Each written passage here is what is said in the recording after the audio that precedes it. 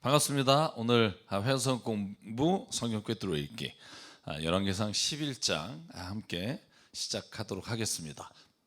여러분, 지난주에 열왕기상 10장까지 저희가 말씀 나눴는데요. 솔로몬이 너무나 지혜롭고 또 국가의 왕으로서 주변의 나라들로부터 조공을 무려 666달란트, 금으로 666달란트를 매년 받아들이고, 또 그가 다스리는 모든 지역마다 번성하고, 그래서 솔로몬이 앉는 의자부터 시작해서 성전에 있는 모든 것들을 이제 금으로 다 장식했다, 이런 말씀을 드렸습니다. 그래서 10장까지는 솔로몬의 굉장히 풍요롭고 지혜롭고 하나님 앞에 받은 복에 대한 이야기가 있다면, 이제 11장부터는 솔로몬의 몰락, 그리고 솔로몬이 왜 하나님으로부터 버림을 받게 됐는지에 대한 이야기가 시작됩니다. 자, 11장을 들어가 보면 1절에 이렇게 시작해요. 솔로몬 왕은 외국 여자들을 좋아했다. 여러분, 이게 우리가 보통 왜 외국의 여자들 혹은 뭐 대부분이 공주겠죠, 결혼을 할 때 이스라엘이 주변 국가들과 원만한 관계를 유지하기 위해서 이 왕족끼리 결혼하는 것이다 라고 우리가 생각하고 있잖아요. 근데 성경은 뭐라고 말하냐면, 솔로몬이 그것보다 여자를 좋아한다는 거예요. 특별히 외국 여자. 근데 그 정도가 어느 정도냐면, 왜 여러분, 왕궁을 지어준 이집트의 그 바로의 딸 말고도 모압, 암몬, 그 주변에 있는 시돈, 헷, 그 모든 나라 사람들과 결혼을 해요.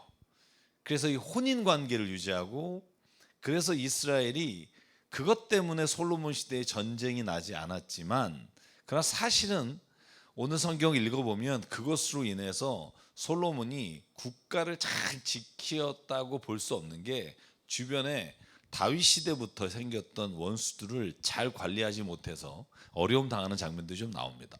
자, 오늘 일단 11장을 보면 많은 외국 여자들 후궁으로 맞아들었는데 무려 몇 명이냐?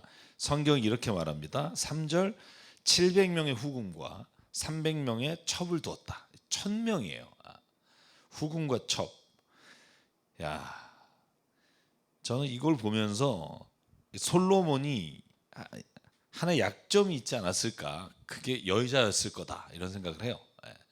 사람마다 자기가 연약한 부분이 있잖아요. 어떤 사람은 돈에 약하고, 어떤 사람은 이성에 약하고, 어떤 사람은 명예에 약하고, 어떤 사람은 그러니까 자기가 각자 가지고 있는 약점이 있는데, 솔로몬은 제가 보면 여자에 대한 유혹은 떨치기 좀 어려웠던 것 같다, 그런 생각을 해보면서 오늘 11장의 말씀이 곧 우리가 세상을 살아가면서 내가 어떤 곳에 약점이 있는지를 좀 알면 우리가 그것을 좀 예방할 수 있고, 또 그것으로 인해서 파생되는 많은 문제점들을 좀 막을 수 있지 않을까, 이런 생각을 좀 해봅니다. 자, 오늘 이렇게 솔로몬이 여인을 좋아한 것으로 문제가 됐다고 말하진 않아요. 그러니까 여인을 좋아해서 결혼을 했어요. 근데 그것보다 더 큰 문제가 뭐냐면, 이 다음 이제 말씀부터 시작되는데요.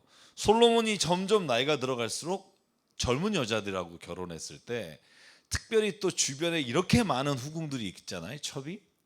근데 그 모든 이방인의 여인들이 자기가 믿고 있던 신들을 가져오겠다는 거예요. 그런데 솔로몬은 여자를 좋아하니까 뭐 다 가져와라.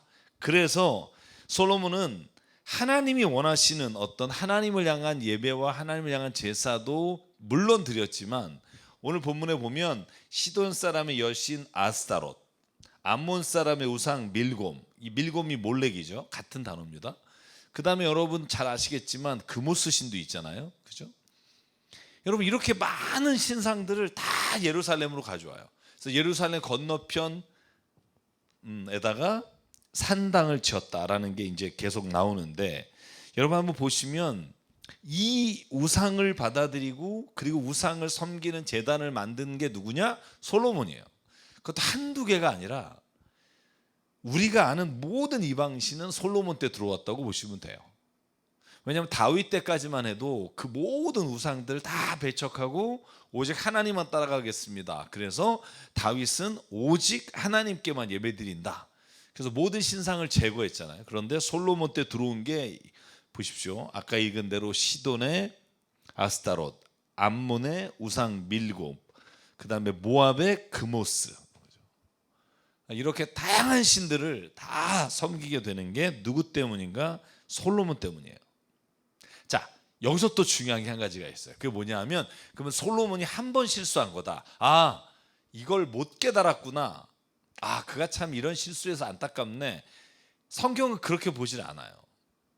오늘 성경의 9절부터 보면 하나님께서 분명히 말하는 게 뭐냐 하면, 솔로몬에게 아주 심각하게 경고하고 명령을 내린 게 2번이나 있었다는 거예요. 한번 9절부터 볼까요? 자, 이와 같이 솔로몬의 마음이 주 이스라엘의 하나님을 떠났으므로 주님께서 솔로몬에게 진노하셨다. 주님께서는 2번씩이나 솔로몬에게 나타나서 뭐라고 말씀하셨느냐? 다른 신들을 따라가지 말라고 당부하셨지만 솔로몬은 주님께서 하신 말씀에 순종하지 않았다.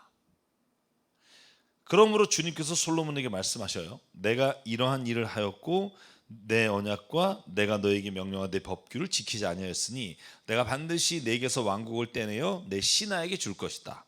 다만 내가 사는 날 동안에는 내 아버지 다윗을 봐서 그렇게 하지 않겠지만 너의 아들 때에 이르렀으니 내가 이 나라를 갈라놓겠다. 그러나 이 나라를 갈라서 다 남에게 내주지 않고 나의 종 다윗과 내가 선택한 예루살렘을 생각해서 한 지파만은 내 아들에게 주겠다. 뭔 얘기예요?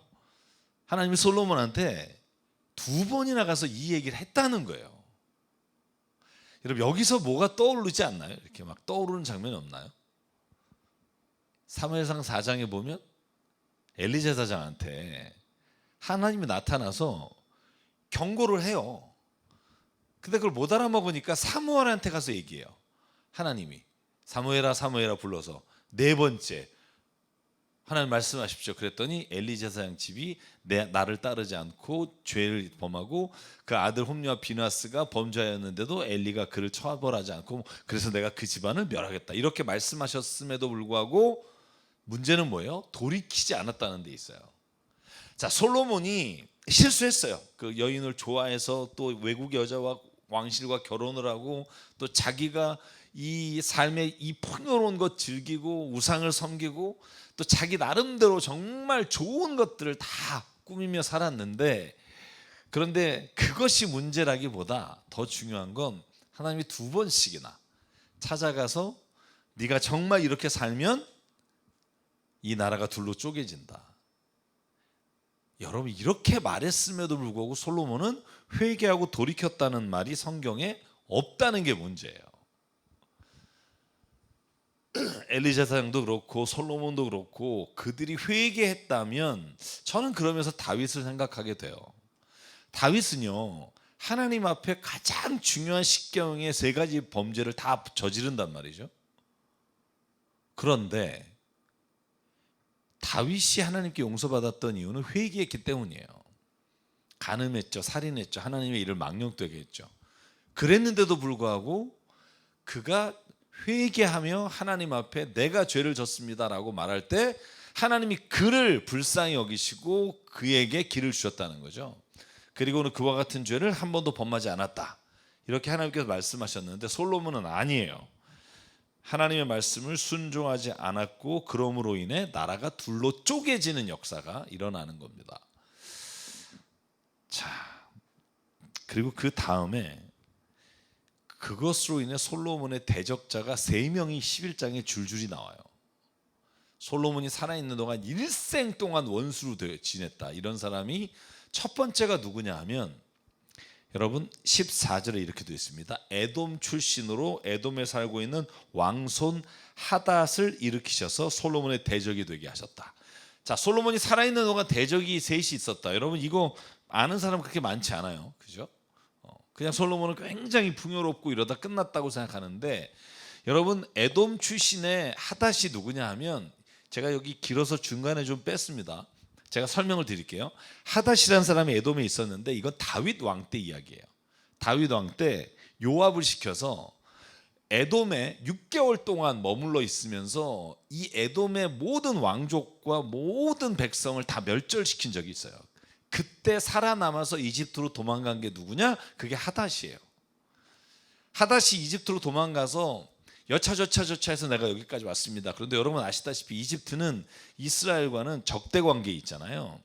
그러니까 그 왕이, 이집트 왕이 이 하닷을 품에 안아주고, 그럴 뿐만 아니라 자기의 부인의 여동생의 여동생과 결혼을 시켜요. 그러니까 처남이 되나요? 그래, 처남이 되겠네요. 예. 그래서 결혼을 시켜서 아들을 낳아요. 또 그 이름까지 성경에 나옵니다.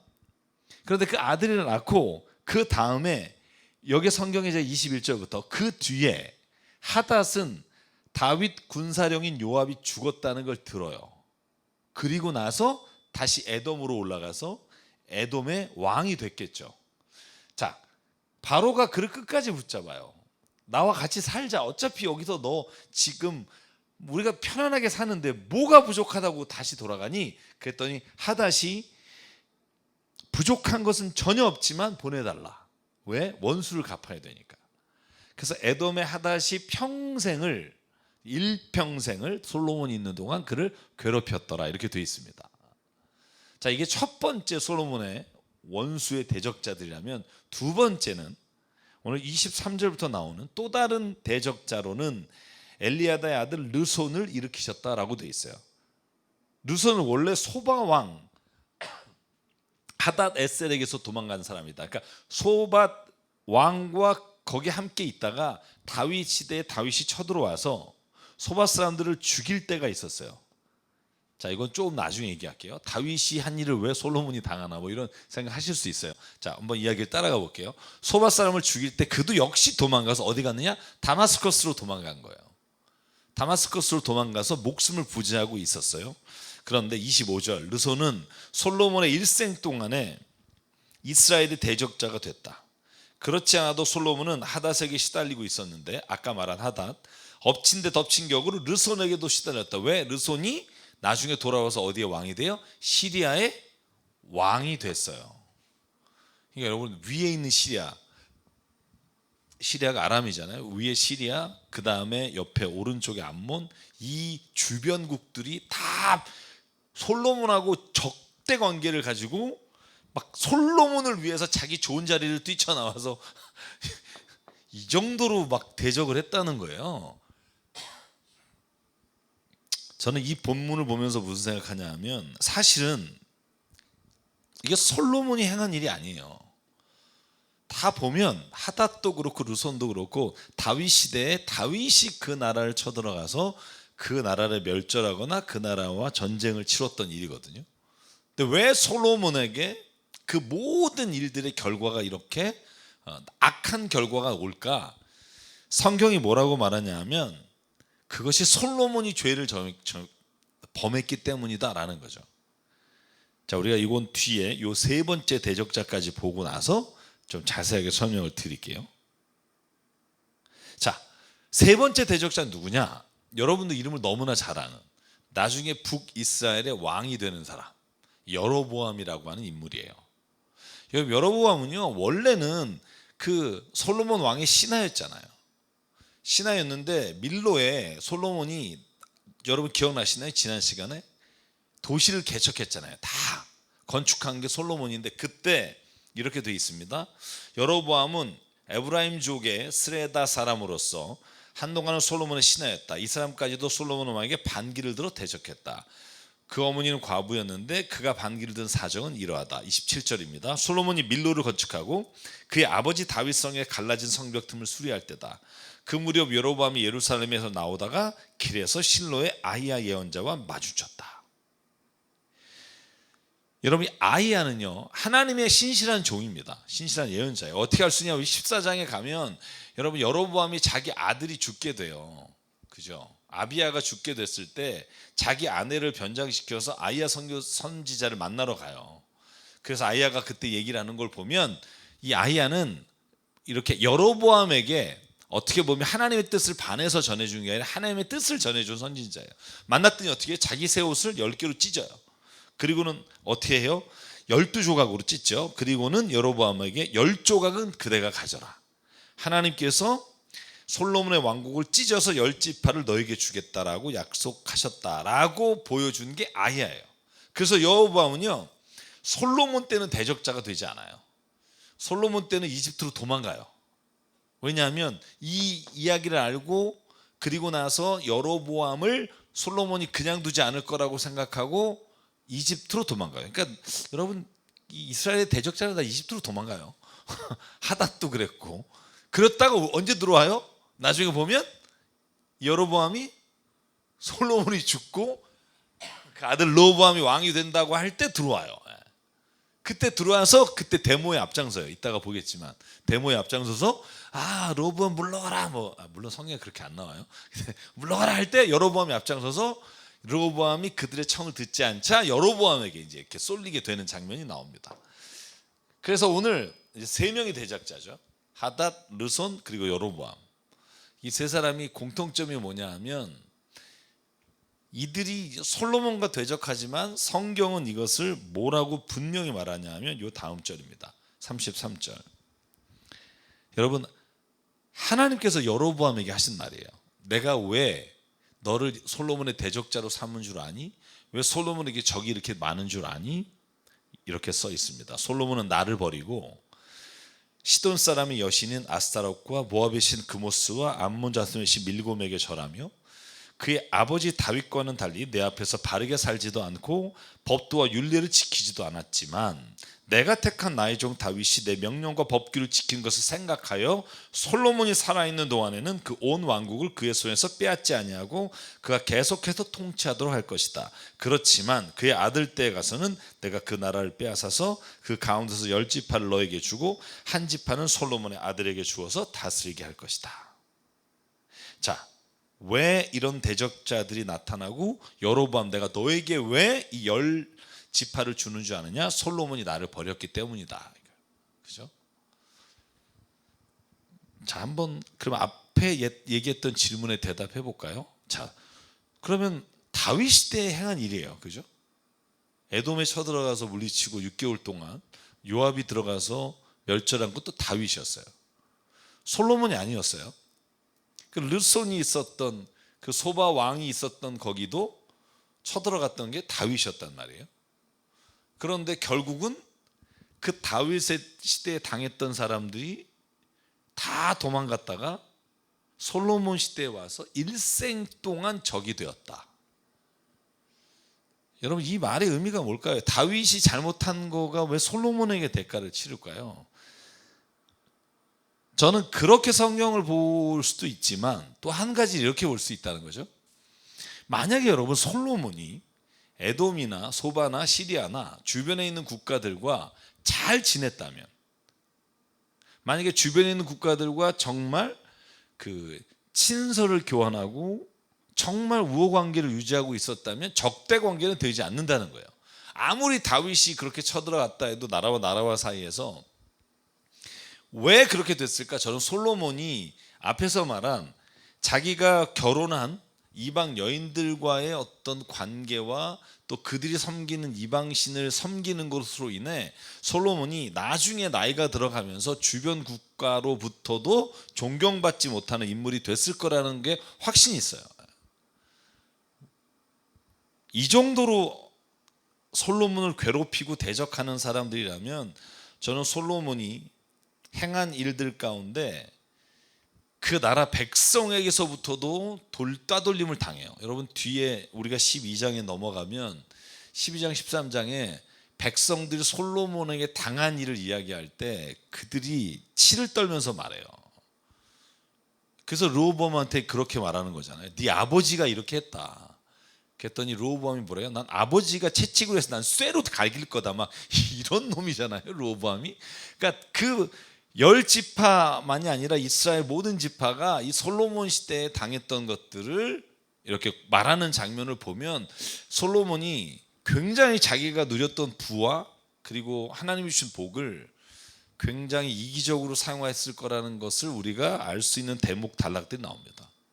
또 한 가지, 솔로몬이 하나님과 대적 관계에 있고 하나님의 뜻을 따라 살지 않았기 때문에 그 주변의 국가로부터 하나님이 솔로몬을 변화시키기 위해서 이 대적 관계에 있는 사람들의 악한 것이 더 강해져서 솔로몬으로 하여금 깨닫게 하려고 하시는 의미가 있지 않았을까. 그런데 솔로몬은요 그래도 못 깨달은 거죠. 여러분 한 번도 이 마지막까지 솔로몬이 죽는 순간까지 하나님 앞에 회개했단 말이 없어요. 이게 진짜 안타까운 거죠. 여러분 보셨잖아요. 여러분 열왕기상에 솔로몬이 왕이 된 다음에 얼마나 하나님 앞에 겸손해요. 여러분 내가 너에게 뭘 주겠느냐 그랬더니 저는요 그냥 듣는 마음을 주십시오. 그래서 하나님이 넌 어떻게 이렇게 착하니, 내가 너한테 부도 줄 것이고 장수도 줄 것이고 명예도 줄 것이고 막 이렇게 하나님께서 막 감탄하시잖아요. 그래서 성전을 지은 다음에 또 어때요? 하나님 앞에 막 제사를 드리는데 무려 2주 14일 동안 그죠? 12만 그죠? 12,000마리의 소와 12만 마리의 양을 드리잖아요. 뭐 다 번제단에 못 올리니까 막 그냥 안바당 전체 하나님께 드리잖아요. 그러니까 처음에는 하나님 앞에 이렇게 솔로몬이 정말 신실하게 하나님을 따라갔는데 점점 이방인 여인과 결혼하고 그들이 가져온 신들과 제사를 드리고, 여러분 예루살렘 앞 동쪽이 어디예요? 감람산이에요.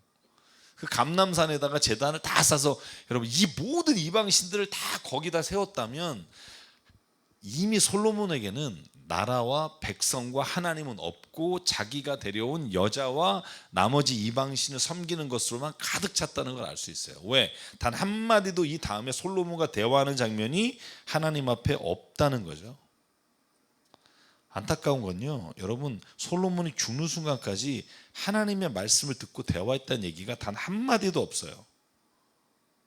솔로몬은 성전 짓고 끝났어요. 그냥 그 다음에 하나님 앞에 기도하고 내 백성이 내가 성전을 향해 기도할 때 하나님 기도에 응답해 주십시오 라고 하는 것으로 솔로몬은 그의 하나님과의 대화가 끝.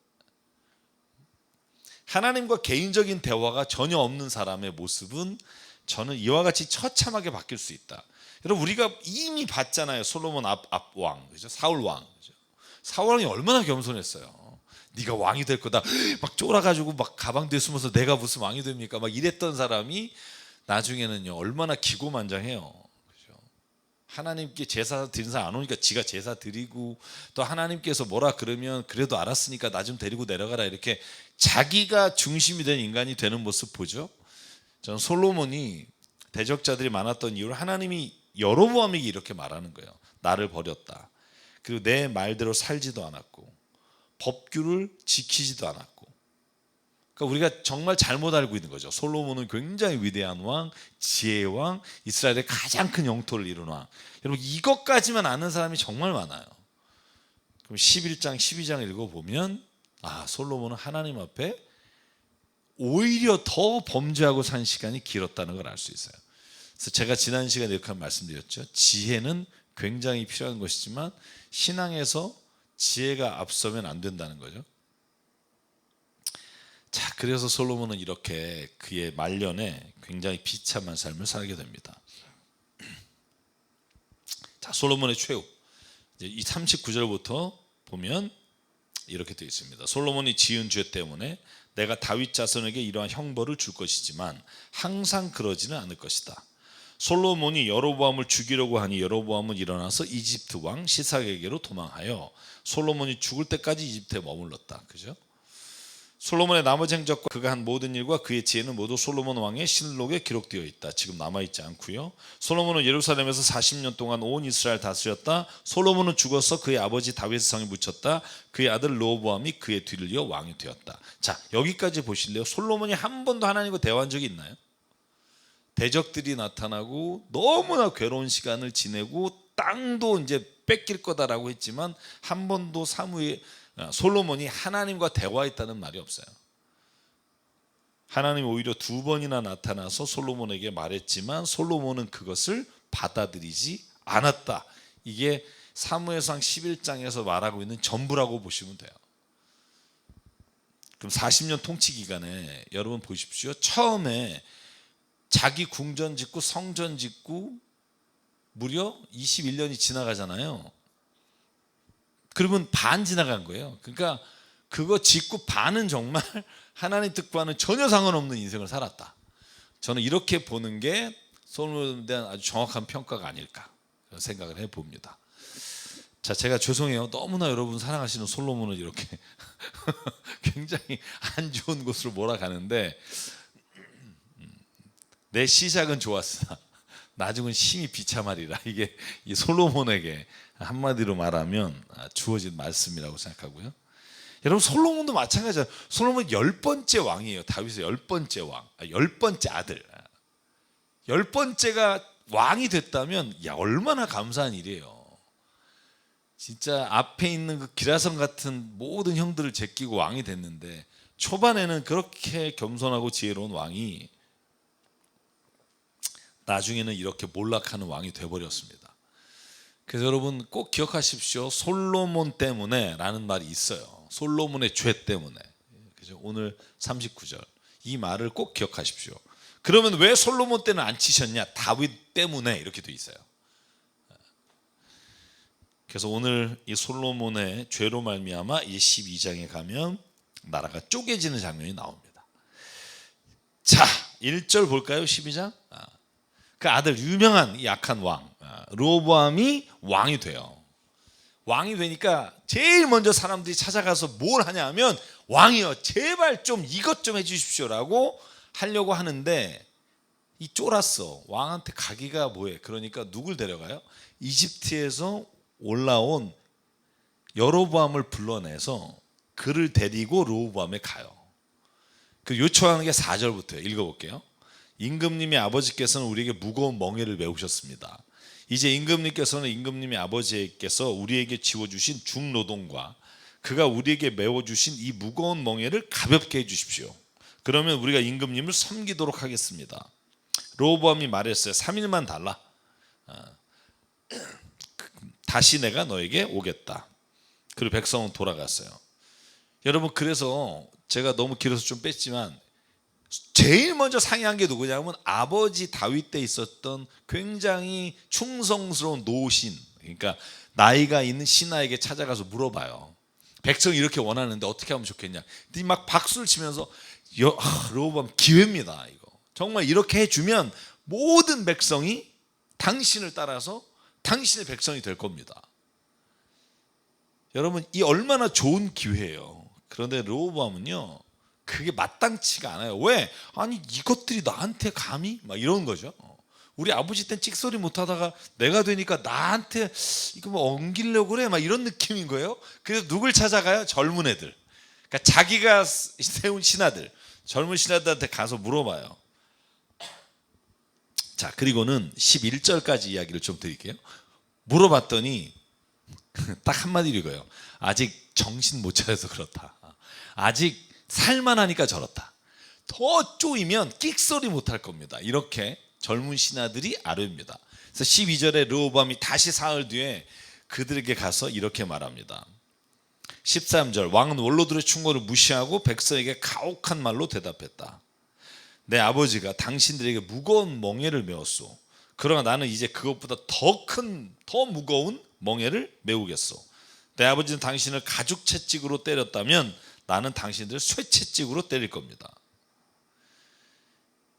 왕이 이렇게 말하는데 백성이 원래는요 만약에 진짜 솔로몬만큼의 왕권이 있다면 사실은 끽소리 못했을 수 있겠죠. 근데 이제 르호보암은 사실은 솔로몬에 비해서 누구나 다 알거든요. 자격이 없는데 쟤는 왕의 아들이라 된 거라고 생각하니까 진짜 그렇게 한다고요? 그리고는 뭐라고 말해요? 다 집으로 돌아가. 이렇게 해서 집으로 돌아가 버려요. 그리고 성경은 이렇게 말합니다. 15절.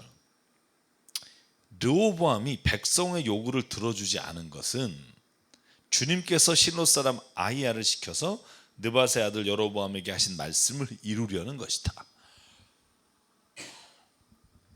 여러분 제가 이런 말 나올 때마다 말씀드린 게 있어요. 예를 들면 바로의 마음을 완악하게 하셨다, 강팍하게 하셨다, 혹은 가론 유다에게 사탄이 들어갔더라, 그리고 하나님의 말씀을 이루려 합니다. 뭐 이런 말들이 있을 때 우리가 오해하지 말아야 될 것은 르호보암은 뭐가 죄가 있어요?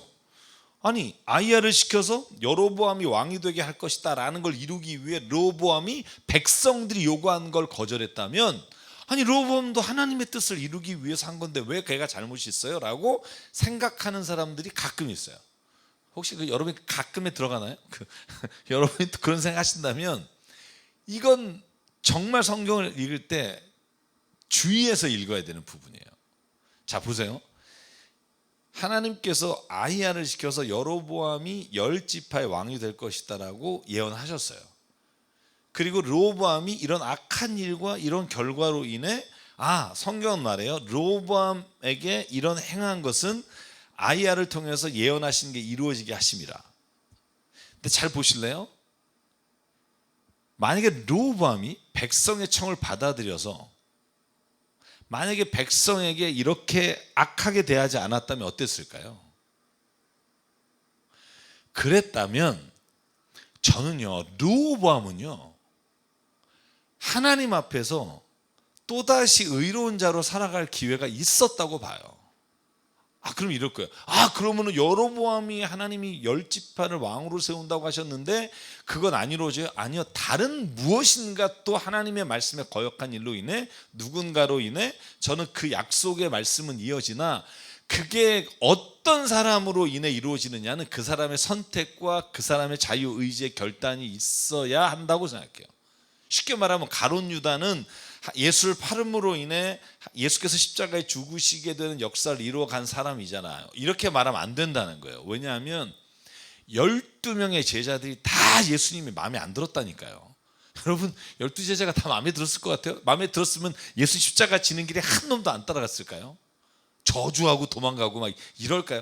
다 예수님 팔아먹고 싶었다니까요. 미안하지만. 왜냐하면 3년 동안 자기네들 진짜 죽을 고생했는데 얻은 거라고는 혼난 거 욕먹은 밖에 없잖아요.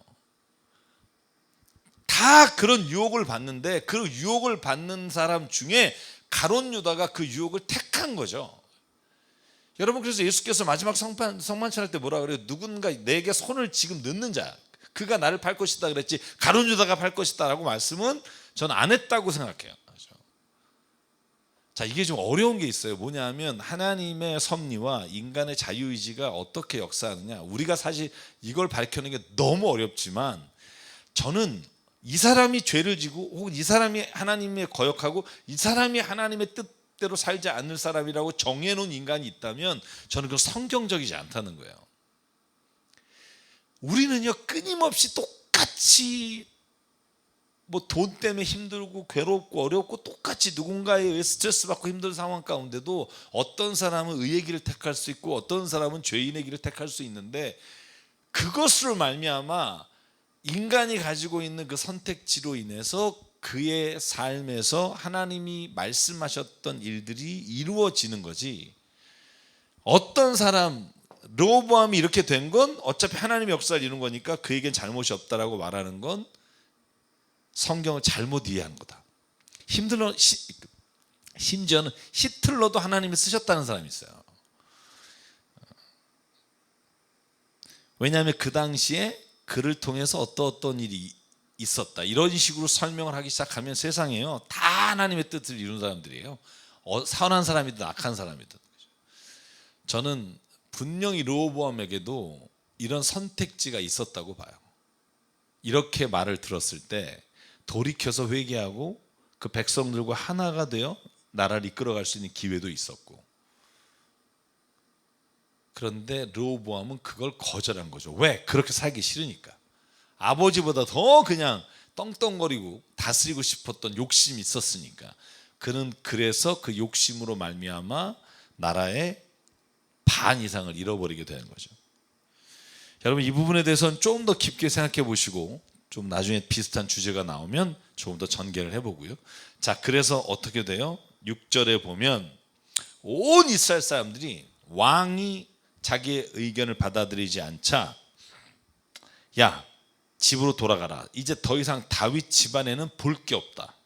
그리고 돌아가 버려요. 그때 18절에 르호보암 열받잖아요. 열받아서 어떻게 돼요? 전국에 있는 군사를 모아요. 18만 명. 그래서 가서 다 말하는 것들을 쳐 죽이려고 할 때 하나님의 사자가 나타나서 뭐라고 말해요? 자, 보시죠. 18절. 르호보암이 강제노도 감돈과 아도니람을 이스라엘 자손에게 보내니 온 이스라엘에서 그를 돌로 쳐 죽였다. 어떻게 돼요? 자기네들 다스리러 오는 장관을 죽여버려요. 감독관을. 그리고는 르호보암 왕은 급하게 도망가요. 원래 실로에서 이런 일이 있었잖아요. 왕이 되는 일이 있었고 도망가요. 그래서 그 다음에 어떻게 되냐면 보시죠. 이 무렵에 이스라엘 백성은 여로보암이 돌아왔다는 소식을 듣고 사람을 보내서 그를 이스라엘의 왕으로 추대합니다. 그래서 유다 지파를 제외하고 어느 지파도 다윗 가문을 따르지 않았다. 유다 지파가 다윗의 지파였으니까. 근데 베냐민도 같이 껴있다가 나중에 베냐민이 별 의미 없는 지파가 돼버려서 그냥 유다 지파라고 우리가 통칭을 하는 거죠. 근데 여기는 분명히 나오죠. 유다 지파와 베냐민 지파에게 동원령을 내려. 그래서 유다와 베냐민이 지역적으로도 그렇고 같은 어떻게 보면 하나 공동체처럼 돼버립니다. 그래서 르호보암이 열받아서 18만 명을 모았는데 하나님이 스마야 선지자를 통해서 22절에 이렇게 말합니다. 나 주가 말한다. 일이 이렇게 된 것은 내가 시킨 것이다. 너희는 올라가지 마라. 너희의 동족인 이스라엘 자손과 싸우지 말고 저마다 자기 집으로 돌아가라. 그들은 이러한 주님의 말씀을 듣고 주님의 말씀을 순종하여 모두 귀향하였다. 자, 보실래요? 르호보암은 가서 그들을 정벌하라고 세웠는데 하나님이 스마야를 통해서 말씀하시니까 사람들이 다 전쟁 안 하고 집으로 가버려요. 그래서 어떻게 돼요? 북이스라엘은 여로보암이 통치하게 되고 남유다는 유다 지파 그리고 겨우 베냐민 지파 같이 이스라엘의 남쪽 땅을 다스리는 르호보암이 왕이 됩니다. 그래서 이제 완전히 남과 북이 이제 나눠지는 결과를 가져옵니다. 자, 요걸 한번 정리해 볼게요. 자, 르호보암은 18명의 병사를 소집하고요. 동족인 이스라엘 자손과 전쟁을 하려고 하자 하나님이 그걸 말리시고요. 자, 한번 볼까요? 이 모든 걸 통해서 제가 결론적으로 생각한 게 뭐냐 하면 하나님이 다윗을 세우셨어요. 솔로몬을 세우셨어요. 이스라엘의 위대한 왕을 세우셨어요. 선지자를 보내셨어요. 자, 잘 보시죠. 하나님은 위대한 왕을 뽑아서 그 왕을 위해서 왕이 정말 훌륭한 인물이 되는 것에 초점이 있지 않다는 거예요. 하나님이 아주 위대한 왕을 세우시거나 아니면 정말 위대한 선지자를 세우시고 그렇게 이끌어 가신 이유는 백성 때문이에요. 그러니까 하나님의 백성을 이끌어가기 위해 왕이 필요하고 선지자가 필요하고 그래서 하나님은 좋은 지도자를 세우신 거지 그 다윗을 위해서 다윗을 섬기게 하시기 위해 세우지 않았다는 거예요. 그래서 어떻게 돼요? 백성을 제대로 섬기지 않으면 하나님은 그 왕을 없애시지 백성을 없애지 않으신다고요. 자, 백성이 망했을 때는 언제예요? 백성이 말할 때 이스라엘 백성이 돌이켜 하나님께 돌아오지 않고 회개하지 않으면 그때 여러분 바벨론의 포로로 끌려가는 거예요. 그 왕이 잘못해서가 아니에요. 왕의 잘못이 시작이지만 오늘 이렇게 그 백성들이 왕에게 대적해서 하나님께 돌아가지 못하고 오히려 모든 백성이 악한 길로 떠나 하나님의 길을 떠난다면 그 나라는 하나님이 그 백성을 하나님의 뜻으로 바꾸기 위해 때로는 고난의 길로 이끄신다는 거죠. 그래서 왕의 역사를 보면 우리는 알 수 있어요. 아, 하나님이 왕을 위해서가 아니라 이스라엘 백성을 위해 이 왕을 세우셨는데 왕이 그래서 이스라엘 백성을 자기의 소유물처럼 자기가 마음대로 할 수 있는 사람처럼 여길 때 하나님께서 그를 버리셨다는 거죠. 그래서 여러분 이걸 기억해야 돼요. 처음 왕을 세우려고 할 때 하나님이 반대하셨잖아요. 왜? 너희들을 내가 진짜 사랑하는데 왕을 세우면 왕들이 너희들 진짜 힘들게 할 거다. 이게 이유였잖아요. 그죠? 자, 그래서 르호보암은 이제 남쪽 유다, 여로보암은 북쪽 이스라엘 다스리게 되는데 자, 12장에 이 북쪽 이스라엘을 다스린 여로보암은 그러면은 하나님 보시기에 아름다운 애냐? 아니라는 거예요. 참 얘도 참 얘가 어떻게 보면 더 문제예요. 그래서 가끔 그런 생각해요. 아니 왜 이런 문제를 더 데리고 르호보암과 남쪽을 왜 이렇게 하셨나? 근데 보실래요? 자, 여기가 가장 포인트예요. 여로보암도 처음엔 안 그랬다고요. 오늘 이걸 읽어보면 그 이유를 알게 돼요. 여로보암이 하나님 선택할 때는 그가 하나님 보시기에 신실한 사람이었으니까 선택하셨을 거라고요. 사울 왕도 그랬고. 근데 왜 그렇게 됐냐? 이거 보실래요? 여로보암이 자, 통치를 해요. 여러분 수도를 어디로 세우냐면 브누엘이라는 거예요. 브누엘이 어딘지 모를 테니까 지도 보여드릴게요. 브누엘은요 동편이에요. 예루살렘 동편. 근데 여러분 우리가 알고 있는 거 북이스라엘 수도가 어디예요? 사마리아잖아요. 그 사마리아는 지금 여기란 말이에요. 그럼 언제 사마리아를 수도로 세웠나? 여러분 아시나요? 여러분 여로보암의 아들이 누구예요? 아비야는 죽고 병들어 죽고 나답이잖아요. 나답이 왕이 되죠. 나답 때 아니요? 그럼 나답이 누구 때문에 죽어요? 바하사가 반란 일으켜서 죽이잖아요. 바하사가 아들이 있죠. 야엘인가요? 엘라죠. 엘라가 그러면 엘라 때 누가 죽여요? 시므이가 죽인단 말이죠. 반란 일으켜서 시므이를 딱 일주일 통치하고 누가 잡아요? 오므리 왕조가 시작되고 오므리 때 사마리아 성을 건축하고 그 아들 아합 때 아주 악한 왕이죠. 악한 왕이지만 수도 사마리아를 완전히 이렇게 하나로 세우는 게 그게 아합 왕이란 말이죠. 그러니까 그 이전까지는 분우엘이라고 하는 곳에서 아니면 몇 군데 옮기긴 하는데 어쨌든 사마리아라고 하는 곳은 이제 오므리 왕조 때 시작되는 거고 오므리 왕조는 누구에 의해서 왕이에요? 엘리야에게 예언한 예후에 의해서 이제 몰락이 되는데 뭐 좀 약간 야사로 하면 이름이 헷갈려요. 여러분 보실래요? 르호보암의 아들이 누구죠? 둘째 왕 아비암이에요. 아비암. 그런데 여러분 여로보암의 아들이 아비야예요. 근데 죽어요. 병들어 죽잖아요. 그래서 나답이 왕이 되는데 그 다음에 또 왕이 겹치죠. 아합의 아들의 이름이 누구예요? 아합의 왕 아들이 아하시아예요. 아하시아가 왕이 되고 그 아들이 여호람 혹은 요람. 그런데 아하시아 요람인데 재미있는 건 뭐냐면 르호보암의 아들이 여러분 나답이잖아요. 나답의 아들이 아사예요. 아사의 아들이 여호사밧인데 이제 네 번째 왕 여호사밧이 누구랑 결혼하냐면 여호사밧이 결혼하는 게 아니라 여호사밧의 그 여호사밧이 아하와하고 사돈을 맺죠. 그래서 아달랴라고 하는 딸, 그러니까 아합과 이세벨의 딸 아달랴, 그죠? 세상에서 가장 악한 여자, 아달랴인데 이 아달랴와 사돈을 맺잖아요. 그래서 여러분 오히려 이름이 여기서 헷갈리는 거예요. 여호사밧의 아들 여호람과 아달랴가 결혼해서 난 아들이 아하시아예요. 그래서 북쪽은 아하시아 여호람, 남쪽은 여호람 아하시아 이렇게 되어 있습니다. 한번 여러분 족보 찾아보시면 그래서 이 두 사람의 왕이 왜 손자하고 아버지 이름이 바뀌었나 이게 사돈을 맺고 이름을 짓다 보니 아마 그렇게 되지 않았을까 생각이 드는데 그래서 남과 북은 여러분 역사를 이렇게 교체하는 걸 좀 이해하시면 19명의 왕과 20명의 왕을 이렇게 이제부터 저희가 아마 오늘부터 그렇게 교차되는 왕들을 잘 설명하고 나가보려고 하니까 잘 따라오시면 될 것 같고 어쨌든 그래서 성을 분우엘이었고 사마리아로 갔는데 문제가 생겼네. 뭐냐 하면 다 예루살렘으로 가려는 거예요. 여러분 생각해보세요. 10지파들이 하나님의 성전이 이제 세운 지 얼마나 됐어요? 지금 한 30년? 성전에 가서 예배 드리고 싶죠. 제사 드리고 싶지. 누가 여기 맨 땅에 헤딩하고 싶어요. 그러니까 고민이 되는 거예요. 나라는 세웠고 10지파 가장 많은 지파가 왔는데 다 예루살렘으로 가고 싶어. 여로보암이 그러니까 고민이 돼서 28절 얼마나 고민했으면 이렇게 나와. 왕은 궁리한 끝에 그죠? 고민하다가 금송아지를 만들어요. 2마리를. 그래서 이걸 단과 베델에 세워놓고 제단을 쌓죠. 그리고 뭐라 그래요? 여러분 출애굽기 32장에 말한 것처럼 똑같이 32장 10절인가요? 여러분 기억나세요? 이스라엘 백성이 십계명 받으러 모세가 산에 올라갔을 때 아론과 그 모든 백성이 금가락질 다 띄어서 송아지를 만들죠. 황금 송아지 만들어서 뭐라 그래요? 똑같이 말해요. 이렇게 금송아지를 만들어서 백성이 말합니다. 너희를 이집트에서 구해주신 신이 여기에 계시다. 그리고 금송아지를 보여줘요. 자 출애굽기 32장 8절이네요. 똑같이 숫송아지를 만들어서 뭐라고 말해요? 이 신이 너희를 이집트 땅에서 이끌어내신 너희의 신이다라고 말해요.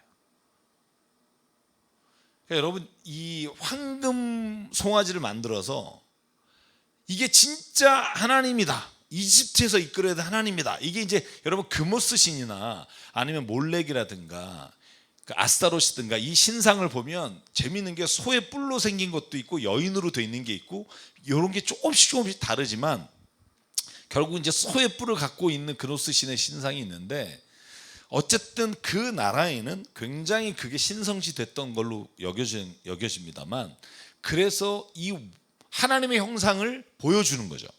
여러분 예루살렘 성전에 들어가면 하나님의 신상이 있나요? 없어요. 아무것도 없어요. 여러분 성소와 지성소 가면 딱 언약궤 하나 있어요. 언약궤. 그거 외에는 아무것도 없어요. 여러분 들어갈 때 기둥 2개 있고 2개, 그죠? 야긴과 보아스라는 기둥 2개 있고 들어가면 여러분 거기가 성소 있고 그 다음이 지성소인데 성소에 뭐가 있어요? 오른쪽에 진설병 있고 저 왼쪽에 촛대 있고 저 가운데 향단 있고 그 뒤에가 지성소고, 지성소에는 우리가 보통 우리 법궤밖에 없잖아요. 법궤 위에 그죠? 천사 그룹이 있고 하나님이 없다니까요. 그걸 이용하는 거예요. 그러니까 여로보암은 금신상을 이게 하나님이다 너희, 이걸 내가 단하고 베델에 놓을 테니까 더 이상 예루살렘에 가서 예배하지 말고 우리가 예배할 곳을 마련했다. 여러분 그래서 여러분 여로보암은 자 29절 금송아지 2개를 만들어 베델에 두고 하나는 단에 두었고 그런데 이 일은 이스라엘 안에서 죄가 되었다. 백성들은 저 멀리 단까지 가서 거기에 있는 한 송아지를 섬겼다 이렇게 되어 있죠. 여러분 이 일이 이스라엘 안에서 죄가 되었다. 이 문장이 굉장히 중요합니다. 그러니까 북이스라엘은 그래서 19명의 왕이 모두가 다 악한 왕이에요. 왜?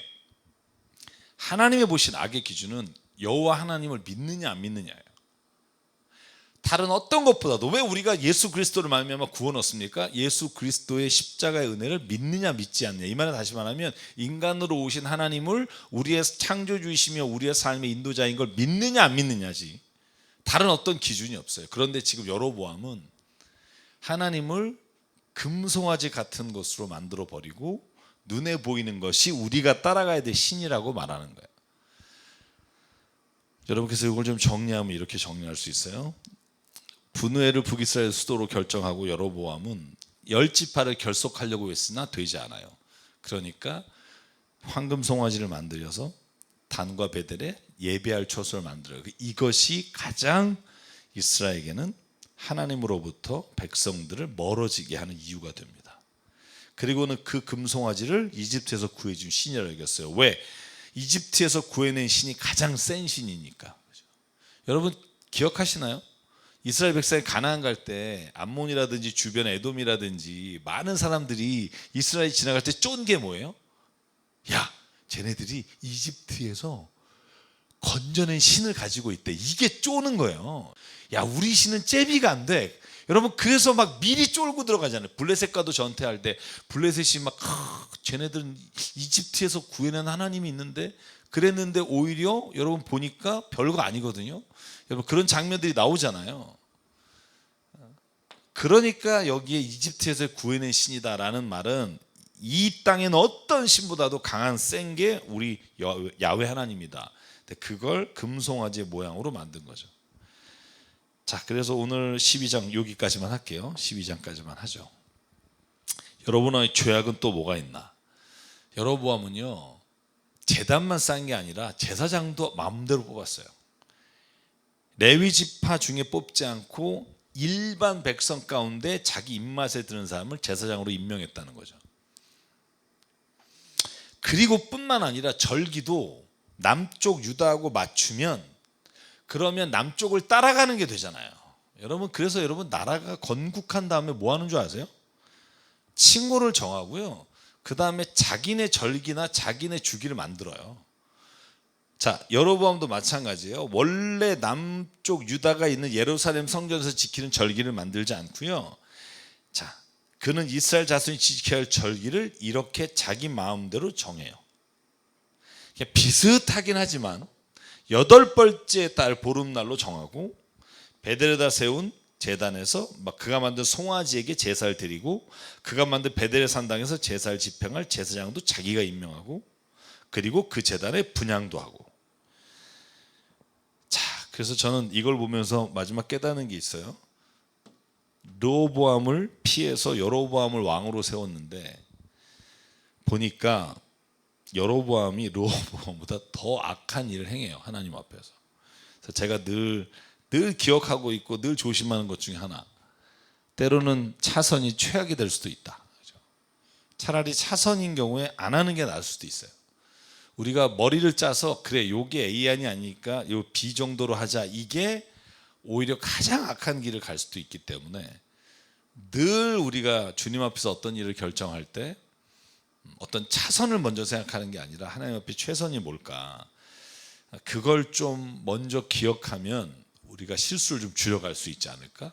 그리고 우리가 하나님 앞에서 행하는 것 중에 악한 일들을 좀 줄여갈 수 있지 않을까? 그런 생각을 해봅니다. 오늘 열왕기상 12장까지 해야겠네요. 13장은 저희가 다음 주에 또 이야기를 나누도록 하겠습니다. 솔로몬에 대해서 너무나 좋은 생각을 가지고 있던 분들에게 오늘 또 솔로몬의 악한 일은 제가 한 게 아니고 성경이 말한 거지만 성경에서 주인공은요 어떤 인간도 아니고 어떤 영웅도 아니고 하나님이십니다. 이게 성경이 우리에게 증언하는 분명한 증언이기 때문에 오늘도 저와 여러분이 그 하나님의 역사의 주인공으로 오늘도 모든 삶의 자리에 하나님과 동행하시기 바랍니다. 오늘도 행복하시고요.